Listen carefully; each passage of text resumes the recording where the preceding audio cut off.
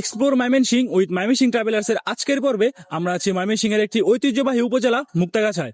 আজকে থেকে প্রায় ৩০০ বছর আগে এই মুক্তাগাছায় গড়ে উঠেছিল এক বিশাল জমিদারি, যার স্বাক্ষর হিসেবে আজও দাঁড়িয়ে আছে মুক্তাগাছা জমিদার বাড়ি। চলুন ঘুরে আসি ইতিহাসের সেই পাতা থেকে। আমি এখন দাঁড়িয়ে আছি মুক্তাগাছার সেই জমিদার বাড়ির সামনে। 18 শতকের মাঝামাঝি সময়ে শ্রীকৃষ্ণ আচার্য চৌধুরী এই জমিদার বাড়িটি গোড়াপত্তন করেন এবং পরবর্তীতে তার বংশধরদের দ্বারা বাড়িটি সম্প্রসারিত হয়। স্থাপত্যের বিচারে মুক্তাগাছা জমিদার বাড়ি রয়েছে অনন্য উচ্চতায়।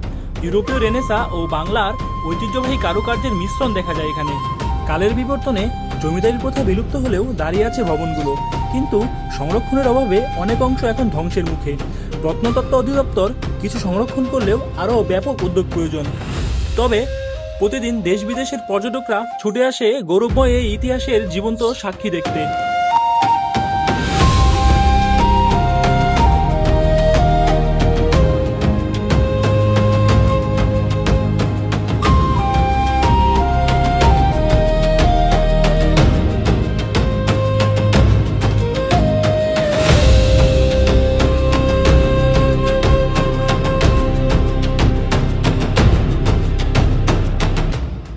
আমি এখন যে জায়গাটিতে দাঁড়িয়ে আছি সেটি হচ্ছে ঘূর্ণায়মান নাট্যমঞ্চ।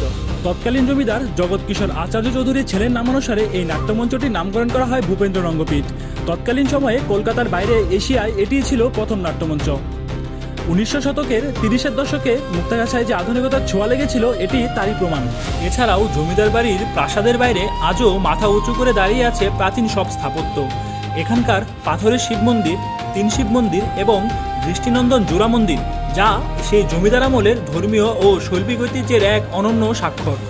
শিক্ষার প্রসারে মুক্তাগাছার জমিদাররা ছিলেন অনন্য। আজকের শহীদ স্মৃতি সরকারি কলেজটি মূলত সেই ঐতিহাসিক জমিদার বাড়িরই একটি অংশের উপর অবস্থিত, যা আজও রাজবাড়ির রাজকীয় স্মৃতি বহন করছে। আর রাজকীয় সব স্থাপনা দেখতে দেখতে যদি আপনি ক্লান্ত হয়ে পড়েন, তবে আপনার রসনাতৃপ্তির জন্য অপেক্ষা করছে মুক্তাগাছার বিশ্ববিখ্যাত সেই মন্ডা। মন্ডা শুধুমাত্র একটি মিষ্টি নয়, এটি ইতিহাসের সাক্ষী। আজকে থেকে প্রায় 2 শতাব্দী আগে গোপাল পাল এই মন্ডার প্রচলন শুরু করেন।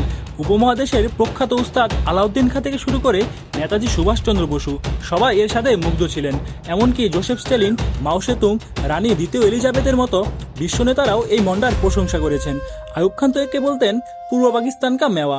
বাংলাদেশ সরকার 2014 সালে এটিকে 25তম জিআই পণ্য হিসেবে ঘোষণা করে। তবে এটা জানেন কি, আজকের এই মুক্তাগাছা একসময় পরিচিত ছিল বিনোদ বাড়ি নামে। সাধারণ এক কামার আর এক গাছা বাতির হাত ধরে কিভাবে এই জনপদ হয়ে উঠলো আজকের মুক্তাগাছা, সেই রহস্য না হয়তো না থাক অন্য কোনো দিনের জন্য।